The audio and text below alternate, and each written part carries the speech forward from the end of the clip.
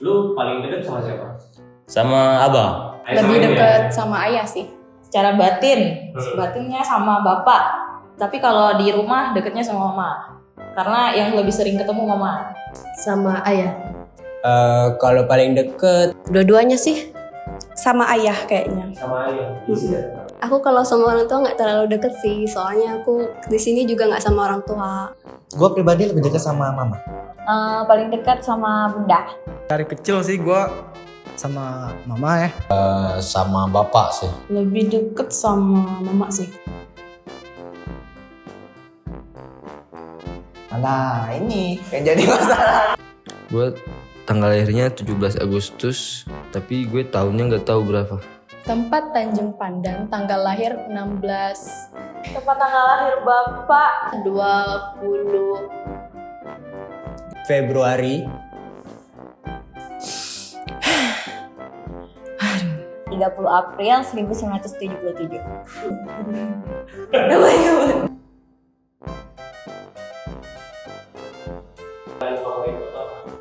Pokoknya makanan Padang tuh favorit banget.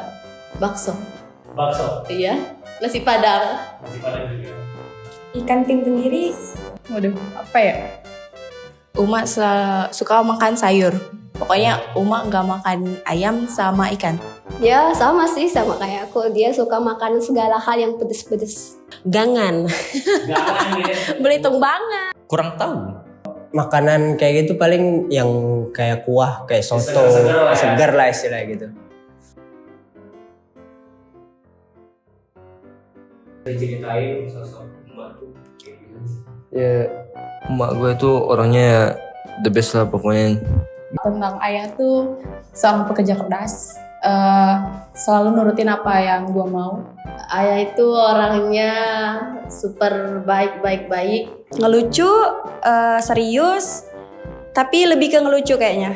Uma itu apa ya? Orang yang bisa diandalkan di setiap saat lah pokoknya. Dalam segala hal. Tempat curhat, terus tempat minta duit.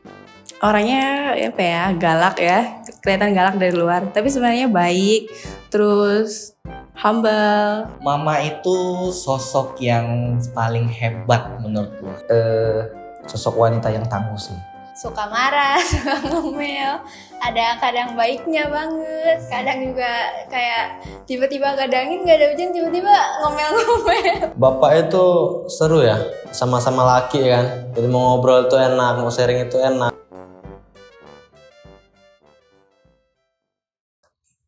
Momen paling membekas sih waktu si mak sakit.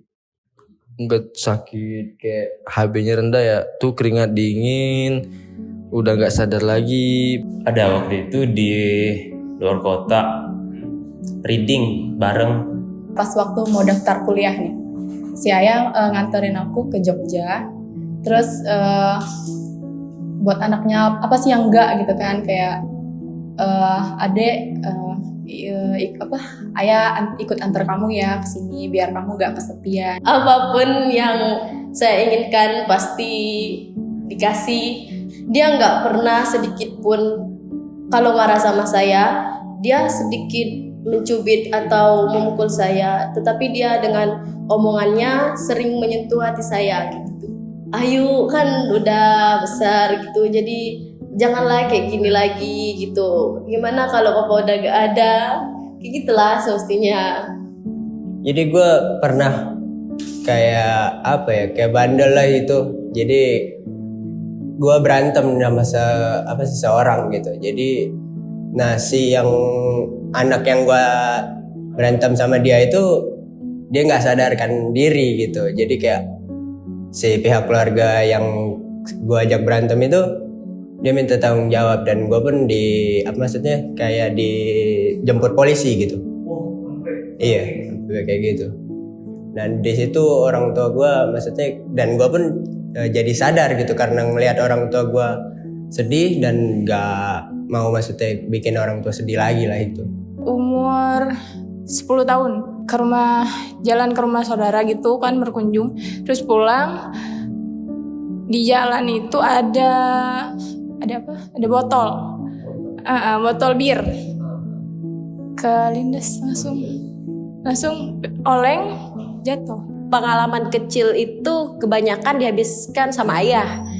Paling seneng itu kalau dulunya diantar sekolah sama Uma aja sih. Kalau yang paling membekas itu ya udah gede-gede inilah. Pernah ada satu masalah, terus yang handle tuh Uma sendiri. Tuh aku pertama kali kuliah kan ngekos kan jauh itu. Hari pertama Uma untuk balik lagi ke sini ke Belitung, terus aku pertama kali ditinggal ke Bandung. Aku nangis kan di sepanjang gang kosan untuk berangkat ke kampus. Uma tuh nangis juga jadinya. Terus pelukan, itu sih yang ingat sekarang.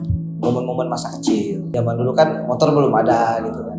Jadi kemana-mana tuh boncengan naik sepeda. Ketika gua kejadian tangan gua yang sempet jadi gua pernah kecelakaan tangan waktu itu bikin kue. Menurut gua momen paling membekas sih di situ. Jadi ceritanya nih kita semua capek bikin kue. Terus tiba-tiba tangan gua kecelakaan. Terus nyokap gua tuh tiba-tiba shock kan.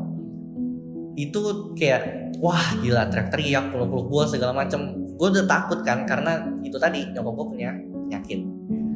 Gue udah takut kalau nyokap gue tuh kenapa-napa gara-gara gue kan, karena itu udah histeris banget, gila itu semua tetangganya sampai semua ke rumah gue gara-gara itu kan.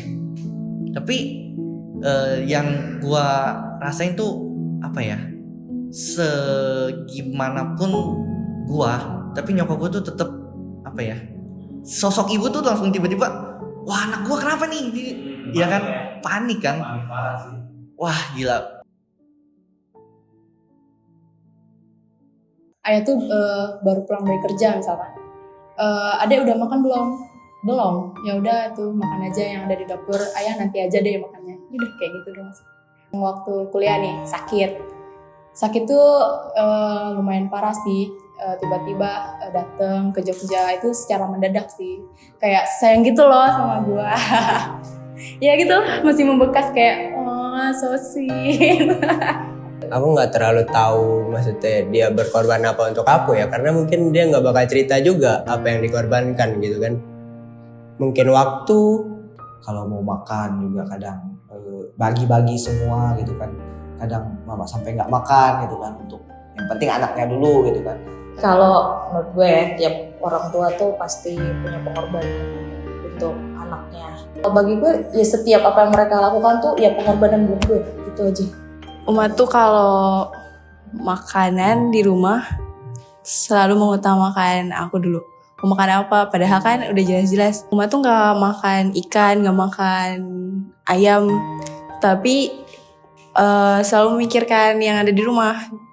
Masak ayam, masak ikan, padahal kan itu tuh nggak ada yang dimakan sama Uma, tapi ya udah masak aja gitu. Dulu aku sakit-sakitan ya, terus adalah hal yang kayak semacam yang nggak bisa dipercaya, tuh penyakitnya nggak bisa dipercaya atau dites secara logis. Aku pernah ngalamin kayak gitu. Kakak aku dia bingung kan, dia nggak mau orang tua aku tahu. Kalau orang tua aku tahu udah pasti dia juga kena marah karena nggak bisa jaga aku kan. Pengorbanan kayak waktunya, ngasih perhatian, selalu kalau anak mood berubah aja bunda tuh langsung kayak tahu kenapa, ada apa, selalu nanya gitu. Jadi kayak perhatiannya sih, anaknya mau apa nih gitu. Bunda kayak selalu nurutin gitu, padahal kadang bunda tuh juga pas-pasan juga kan, karena dikasih ayah kan, tapi bunda selalu kayak ya udah buat Sipa duluan gitu daripada bunda gitu. Tuh aku sakit lagi kemah, terus nelpon mama, nelpon orang rumah kan nggak ada yang diangkat ya.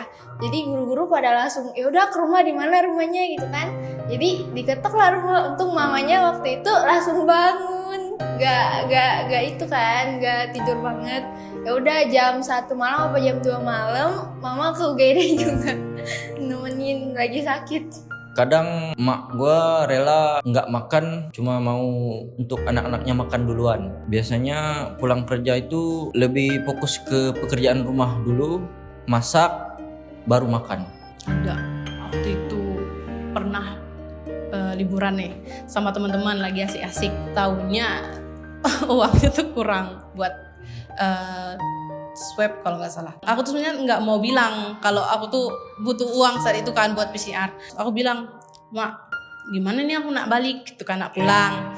Jadi katanya langsung ditransfer hari itu. Jadi aku tuh pulang tuh dengan keadaan kayak makan gak ya mama tuh di rumah gitu. Soalnya uangnya kan udah aku pakai. Maaf kalau belum bisa berbuat apa-apa itu, belum bisa ngasih yang terbaik supaya bokap tuh bangga punya anak seperti gua.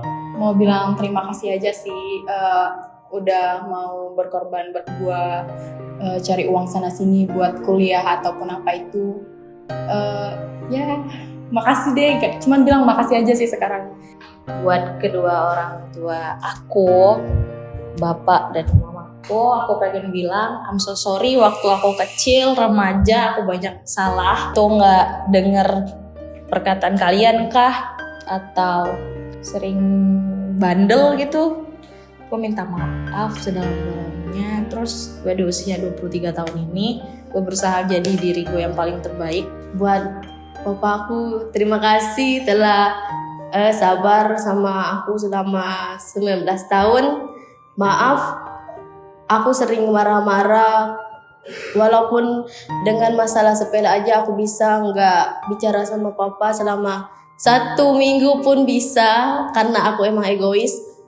Dan aku minta maaf, semoga papa panjang umur. Harapan aku biar bisa lihat aku sukses. Ya, makasih sudah menjadi Uma yang kuat sekali hingga detik ini. Yang aku tahu Uma itu pasti juga punya masalah lain ya kan ya, punya problem lain. Tapi masih mampu buat ngurus anak-anaknya gitu.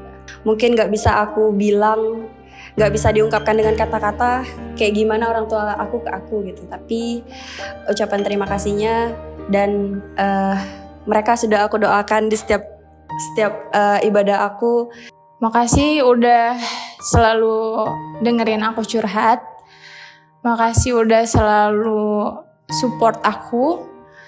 Apapun yang aku mau, apapun yang aku inginkan tuh selalu dikasih, selalu diturutin.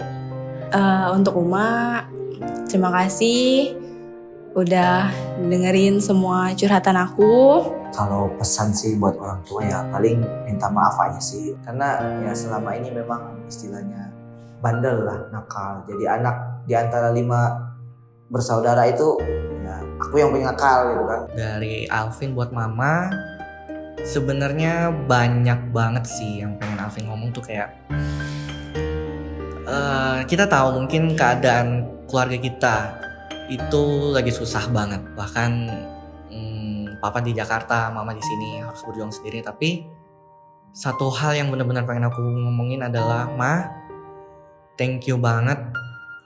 Masih sabar banget sama aku, sama Johnson, sama Rizly yang masih kecil, dia masih sekolah, masih kelas 1 SD.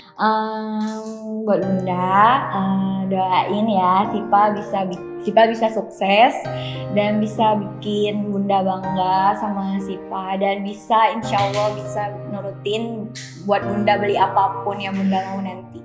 Jadi kalau tinggal mau tas, tinggal pilih gitu, tanpa mikir-mikir gitu. Semoga Bunda juga panjang umur biar Sipa bisa bahagiain Bunda dengan waktu yang lama. Kayaknya minta maaf juga udah banyak nyusahin. Jadi anak yang suka malas, suka diomelin tiap hari gitu kan. Terus makasih juga banyak-banyak karena itu mama baik banget sama aku. Ya buat nyokap gue ya sehat-sehat terus lah. Rezekinya dilancarin lah sama yang di atas kan. Itu aja sih. Berhubung bapakku juga lagi sakit kan, kita di sini cuma bisa doain aja sih biar sehat terus kan. Ngomong nih, anggap ngomong sama mama gitu ya. Buat mama sehat terus, panjang umur, biar bisa nemenin aku nanti. Insya Allah kan rencananya mau nikah juga kan tahun 2023. Sementara mama tuh kayak udah mulai sakit gitu kan, jadi aku pengennya tuh mama sehat-sehat aja. Pokoknya ya kadang kan kita nggak tahu nih Bang, kalau kita tuh kadang ngomong ya ngelantur aja kan, nggak tahu orang tua tuh nerima atau enggak. Ya sedih dong.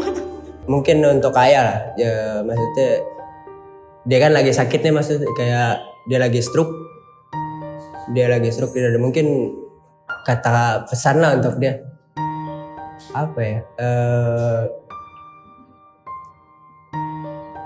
ada semangat hidup lah maksudnya gitu, jangan jangan kayak ibaratnya nggak ada tujuan hidup lagi gitu, maksudnya dia kan kayak sakit gitu, maksudnya udah puas dengan hidup itu aja gitu, mungkin lebih semangat lagi lah untuk menjalani hidup gitu.